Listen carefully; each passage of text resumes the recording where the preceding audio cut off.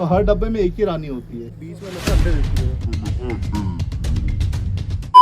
So hey guys, good morning and welcome back to my another vlog. So अभी हम जा रहे हैं BSF camp be keeping awareness programme के लिए। सो अभी म्यालो हनी के ओनर दीपक भैया हमारे साथ में चलने वाले हैं। सो अभी उनको पिक करते हैं, फिर उसके बाद में हम जाएंगे बीएसएफ कैंप। सो इस व्लॉग को एंड तक ज़रूर देखना, लाइक कमेंट एंड सब्सक्राइब कर देना, मज़े होने वाले।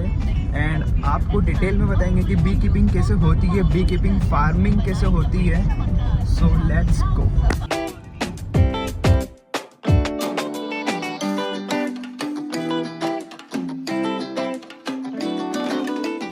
सो गाइस, अभी जा रहे हैं हम फार्म पे, जो बीएसएफ के फार्म है वहाँ पर, ताकि हम बीज के जो बॉक्सेस हैं उनको करीब से देख पाए।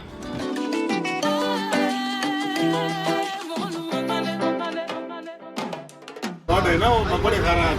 ओके, वो हमारे फायदा ये हुआ कि वो मकोड़े खा ले रहा है, मैं तो मकोड़े क्या कर रहा है, बी को बी ने भी दे रहा है, देख लो आशा हो रही है बी और भाग्य हो। लेकिन आप दो तीन जो है वो बर्ड है ना, जो कैसे कैसे करते साफ देखा मैंने, तो वो मकोड़े खा रही है, बहुत मकोड़े साफ करती है उन्होंने।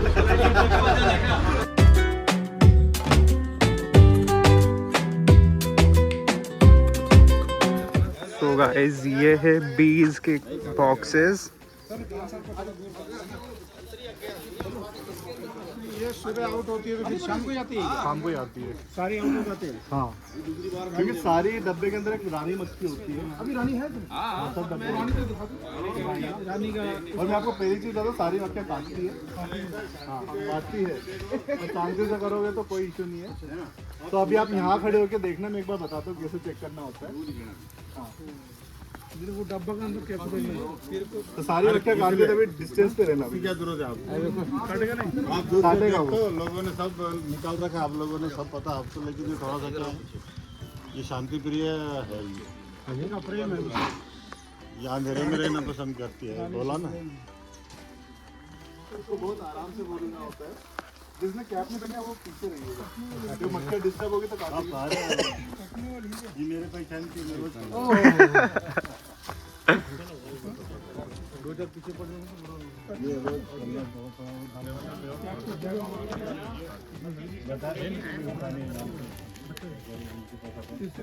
ये दूसरी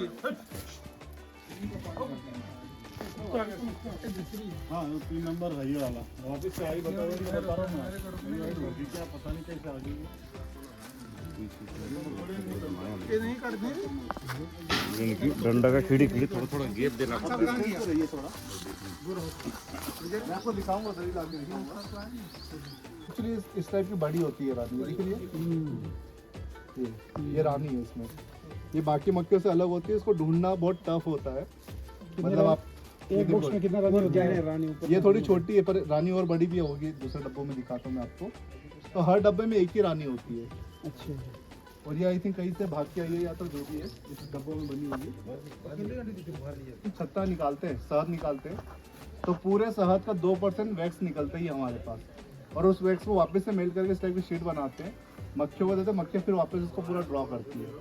तो ये काम पूरा हनी बीज का रहता है, इसमें हमारा कोई रोल नहीं रहता। तो हम क्या करते हैं, मधुमक्खी को ये शीट देने का मतलब, आपने एक घर का बेस बना के दे दिया उनको कि भाई इतना बड़ा हेक्सागोन है, इतना बड़ा ही आपको होल बनाना है। तो कई बार मक्खियाँ क्या करते हैं, छोटे छोटे होल बनाती है, तो मक्खियाँ छोटी पैदा होती है, क्योंकि जितना बड़ा आपका अंडा रहेगा उतना बड़ा आपको चूजा निकलेगा।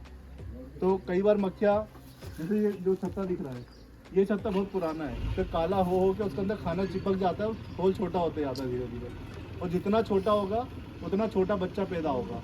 तो हम हर बार इस टाइप की फ्रेमें निकाल के इस टाइप के नई से शीट देते हैं, तो मक्खियाँ इसको पूरा ड्रॉ करके पूरा अच्छा सा बना लेती है। इसका निकालने का तरीका, इसका निकालने का ये रहता है कि इसको एक वॉशिंग मशीन टाइप की आती है, उसके अंदर डाला और घुमाओगे तेज, तो इन छत्तों में से सिर्फ शहद निकलेगा बाहर, छत्ता पूरा नहीं टूटेगा, छत्ता वैसा का वैसा ही रहेगा। इस तरह का पूरा छत्ता खाली हो जाएगा आपका, इसको वापस आप डब्बे को दे दो, तो हनी बीज फिर से अगले दिन इसमें शहद जमा करना चालू कर दीजिए। तो ये होता है हमारा प्रोसेस। तो इसमें कोई भी मधुमक्खियाँ मरती नहीं है।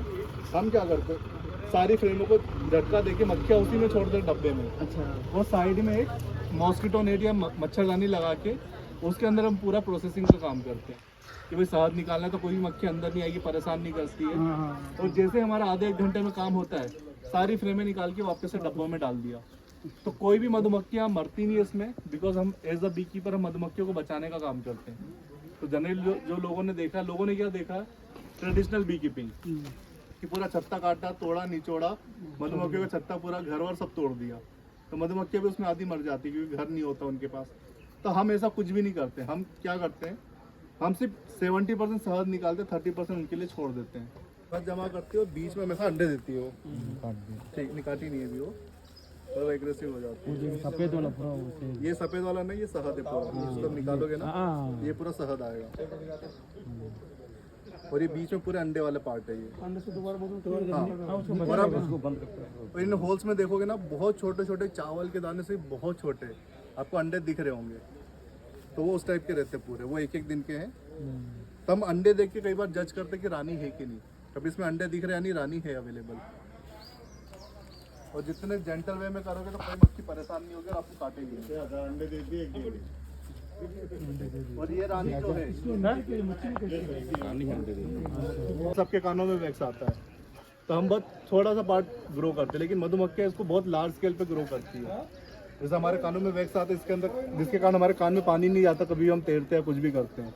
तो वैसे ही मधुमक्खी अपने एब्डोमिनल से बहुत वैक्स प्रोड्यूस करती है और उसी वैक्स से पूरा अपना घर बना लेती है वो। तो ये मधुमक्खी खुद से ड्रॉ बनाती है, अपने शरीर से निकालती है और उससे पूरा ड्रॉ किया हुआ है उन्होंने। तो this is how it works. कभी हम उसको फ्रेम नहीं देंगे तो मधुमक्खियाँ इस टाइप का छत्ता बनाती है। तो इसको बचाने के लिए हम क्या करते हैं, एक पेपर टाइप की शीट देते हैं पूरा बना के, तो इस पर ड्रॉ कर। इसी का बनाते हैं सर?